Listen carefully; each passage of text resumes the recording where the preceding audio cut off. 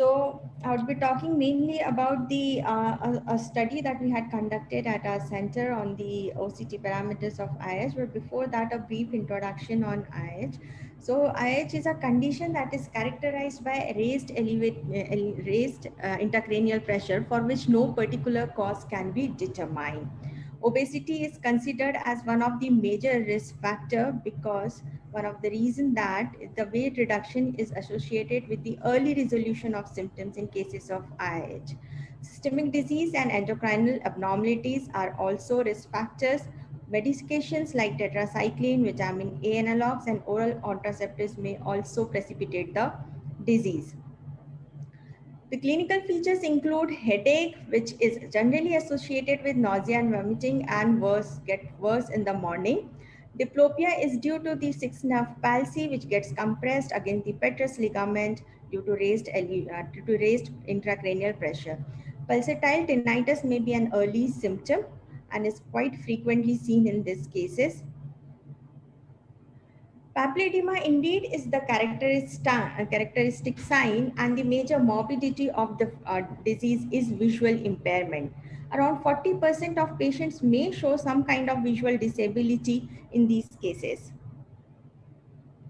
So the diagnosis of IIH is according to the modified Dante's criteria, which includes the signs and symptoms of IIH along with the normal neurological examination and normal imaging without any evidence of cortical venous stenosis and raised intracranial pressure of more than 250 mm. Friedman actually tried to categorize these diagnostic criteria on the basis of presence or absence of papilledema, where he said that in the absence of papilledema, if all other signs and symptoms are present, then the presence of sixth nerve palsy itself may be enough to diagnose a case of IIH. There are certain subtle signs on MRI which may raise the suspicion of IH in absence of papilledema, and they include empty sella, flattening of posterior aspect of the globe, distension of the optic nerve sheath, and transverse sinus stenosis are the common signs that are seen in MRI. So the main goal of management is preservation of vision and relief of headache. So we have to first remove whatever is the precipitating condition. There is factors that that are responsible for development of this IIH. Weight loss is now considered as an important part of the medical management. Then there are drugs as well as surgical management. There are various studies which have shown that weight loss of around 6 to 10% may lead to early resolution of papilledema. So a lot of neuro-ophthalmologists advocate weight loss, and patients are encouraged to, maintain their weight so that the recurrence of the disease doesn't happen. Idiopathic intracranial treatment trial was one multicentric randomized double-blind treatment trial that compared acetazolamide to placebo, and they found that the patients on acetazolamide had greater improvement in mean deviation, significant improvement in mean grade of papilledema, and at the same time, acetazolamide may also augment the weight loss, that thus helping in the resolution of the disease.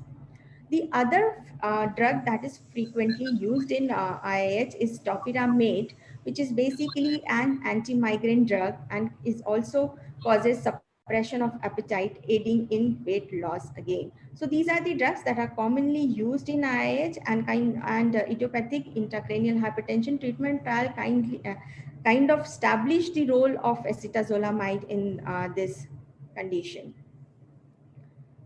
The surgical management should be reserved for the patients who do not respond even with the maximum medical therapy.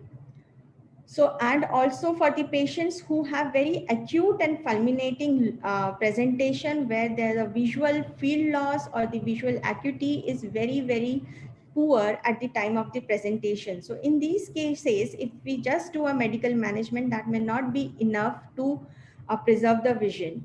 So we have three surgical options with us as far as the IH is concerned: the optic nerve sheath fenestration, shunting surgeries, and stenting of the venous sinus. So there is a general consensus that if one has more prominent visual symptoms, it is better to do an optic nerve sheath fenestration. And if one has more neurological symptoms, particularly headaches, doing a shunting procedure may be a good idea. The venous stenting should be reserved to the cases who do not respond to the maximum medical therapy and also at the same time show the presence of venous sinus stenosis. However, it should be kept in mind that all these procedures have a temporary effect and there are very, very high chances of them being, blocked again, closed again, and recurrence of the disease. So these patients should be encouraged to have some weight loss so that the resolution is maintained. The role of OCT in this condition is now being, gaining importance in our day-to-day practice. Not only it helps in differentiating a true papillary edema from pseudo-papillary edema, particularly drusen, it also helps in monitoring the progression of the disease. At the same time, it also helps in determining the cause of loss of vision in these cases, which may be seen in form of thinning of GCL layer or macular changes or choroidal changes, which may be the cause of loss of vision.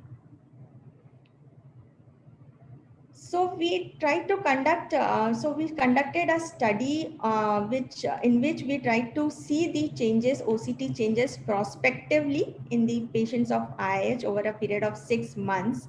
And we tried to find out how these changes occur. At the same time, we also tried to evaluate the effect of weight loss on these OCT parameters. So patients after demographic details and other clinical details, the visual acuity and visual fields were recorded and so was OCT. We did 3 scans for OCT parameters, the optic disc scan for peripapillary RNFL thickness, macular scan for GCL IPL thickness, and a 5-line raster scan on the disc which was used to measure the disc height. So this just gives us the height of the edema, the elevation of the disc, which can be used as a clinical parameter to follow up the patient. All the patients received oral acetazolamide as per their weight and requirement, and all patients were particularly counseled for the weight loss with the help of proper diet chart that was formulated by an expert dietitian and were encouraged to do exercises.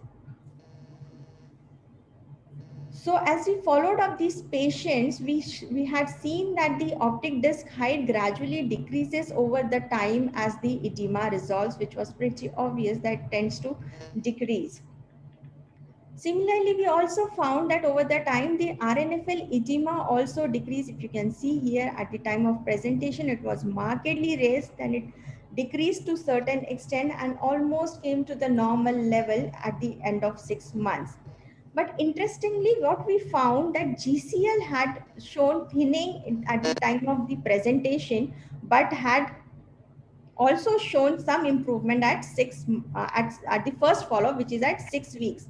So you can see at this point of time at the presentation, the GCL thickness was there, but there was an improvement at the after the 6 weeks follow-up. So around 30% of patients had low GCL IPL thickness at the end of the follow-up, and around 25% had normal GCL thickness at this follow-up, but these patients still had increased RNFL. The final visual acuity and mean deviation correlated better with optic disc height and GCL IPL thickness rather than RNFL thickness. For the effect of the weight loss, we found that the improvement of visual acuity and mean deviation correlated better with the change in mean deviation for the patients who had more weight loss as compared to patients who did not. And also the disc height showed more improvement or had more correlation with the patients who showed change in their BMI. Similarly, the patients who showed complete resolution of papillary edema had more weight loss as compared to patients who did not. So to conclude that, I would say weight reduction is should be an integral part of the management of the IH for better outcome.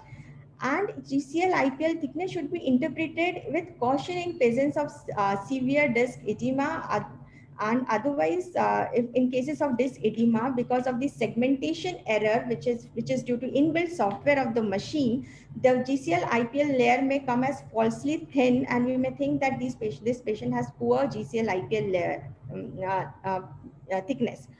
Similarly, for the better outcome predictors were GCL, IPL thickness layer and optic disc height. We should rely on them more rather than RNFL, because it has been seen that over the time, the GCL IPL thickness gradually comes down, but the RNFL edema still persists. So it should not give us a false sense of security that patient is getting better because the RNFL edema is decreasing. We should actually also look for the GCL IPL layer thickness, where if we have thin GCL, we should consider that the patient is probably progressing.